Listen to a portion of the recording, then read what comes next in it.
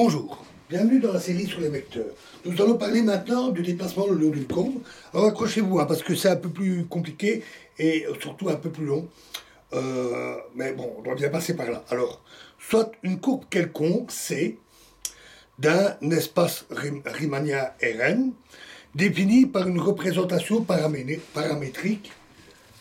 Donc la courbe C est définie par UI de T. Un point M0 de la courbe est pris comme origine et correspond à la valeur t égale 0 du paramètre. Nous nous proposons de faire correspondre à chaque point grand M de la courbe C un point petit m et un repère MEI. Donc, il y a un repère MEI d'un espace euclidien EN. Pour cela, considérons dans l'espace euclidien un point petit m0 de départ auquel nous attachons un repère cartésien M0 EI0.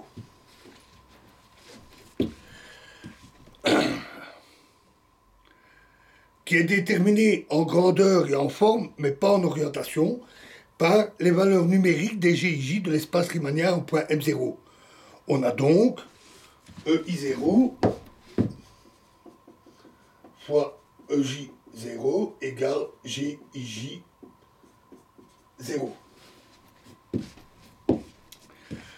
D'autre part, les points petit m de l'espace euclidien et les vecteurs des repères naturels MEI vérifient les relations différentielles dm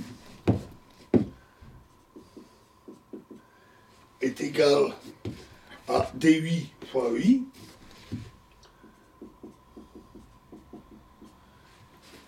et dei égale gamma ijk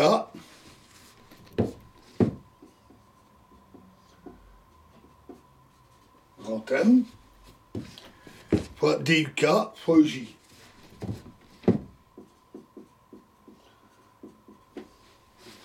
Où les gamma IJK grand M sont les valeurs des symboles de Christoffel calculées à partir des GIJ de la métrique riemannienne au point grand M de la courbe C. Ce sont donc des fonctions qui dépendent du seul paramètre t. Les fonctions inconnues m de t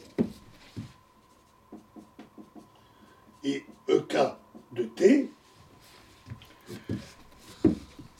peuvent être obtenues par intégration de ce système différentiel avec les coordonnées initiales précédentes pour t égale 0. On obtient alors une courbe définie par m de t qui est appelée le développement de la courbe grand C sur l'espace euclidien et que l'on note gamma. Le développement gamma est donc le développement de la courbe C sur l'espace euclidien. Plus précisément, on va montrer qu'il existe dans l'espace euclidien EN une métrique telle que ses coefficients gamma ij et leur dérivée première pris le long de la courbe m de t, ont les mêmes valeurs numériques que les coefficients jij et leur dérivée première au point homologue de la courbe grand C dans l'espace riemanien. Cela signifie qu'il existe une métrique euclidienne osculatrice à la métrique donnée tout le long de la courbe C. Ça ne peut pas être dans tout l'espace, bien sûr, parce qu'alors on en conclurait que les deux métriques sont identiques et la métrique euclidienne ne peut pas être égale à la métrique riemannienne. On dira que cette métrique euclidienne osculatrice constitue la métrique euclidienne de raccordement le long de la courbe C. est évidemment pratique, puisqu'elle permet de définir des propriétés géométriques et différentielles, et on aura ainsi une seule métrique euclidienne osculatrice, la métrique de raccordement, tout le long de la courbe de C, ce qui permettra de faire des calculs précis et sans ambiguïté. Alors, soit une courbe C d'un espace riemanien, Rn, telle que U2 égale U3 égale jusqu'à Un égale 0. Alors, ça ne restreint pas la généralité, puisqu'on peut toujours faire un changement de coordonnées dans Rn, de façon à avoir des valeurs U1 non nulles et le reste égal à 0. Les variations de la coordonnée U1 de t dépendent du paramètre t. Alors, utilisons pour les notations qui vont suivre la convention suivante sur les indices. Ceux qui vont être notés par des lettres grecques, comme alpha, vont varier de 2 à n. Et ceux représentés par une lettre latine, les indices comme K, vont varier de 1 à n.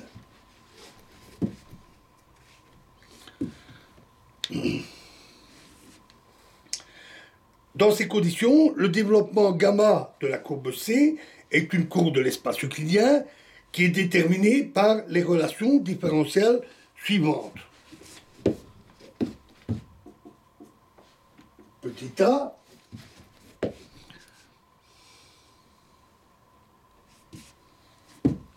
dn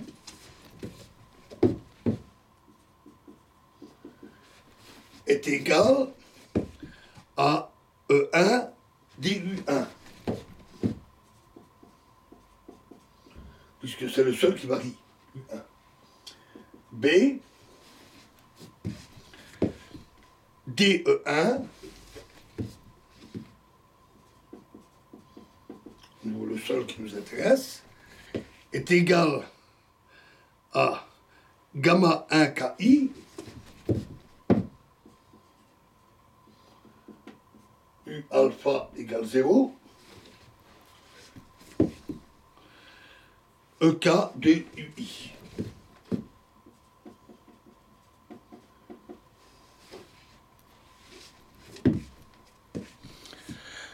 Cherchons à présent un système de coordonnées UI de l'espace euclidien qui donne une métrique euclidienne osculatrice à la métrique riemannienne simultanément en tout point de la courbe grand C.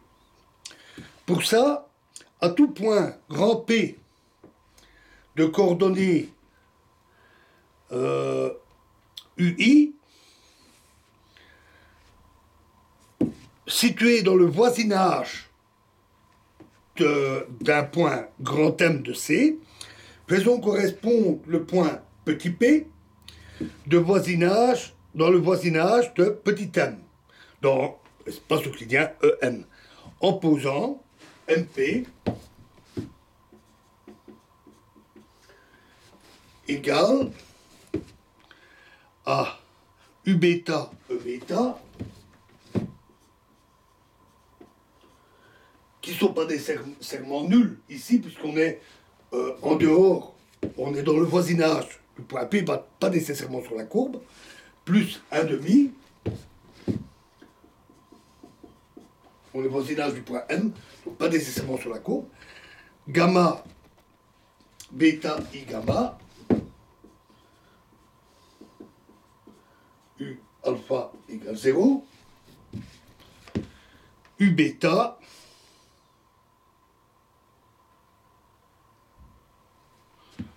U bêta, U gamma,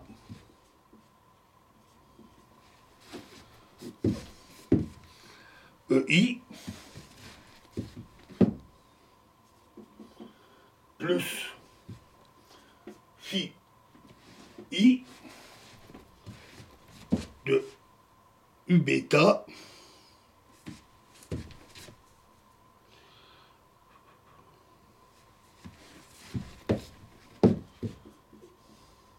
fois EI, où les fonctions phi I sont du troisième ordre par rapport aux variables U bêta. évidemment, ces fonctions, a priori inconnues, sont choisies pour avoir la métrique osculatrice. On obtient ainsi un système de coordonnées curviligne de n qui permet de localiser chaque point P autour de la courbe grand C. Pour un tel système de coordonnées UI, le repère naturel au point petit m, U alpha égale 0, est parfaitement défini par les valeurs qui sont données par les relations dp sur du1 U alpha égale 0 est égal à dm sur du1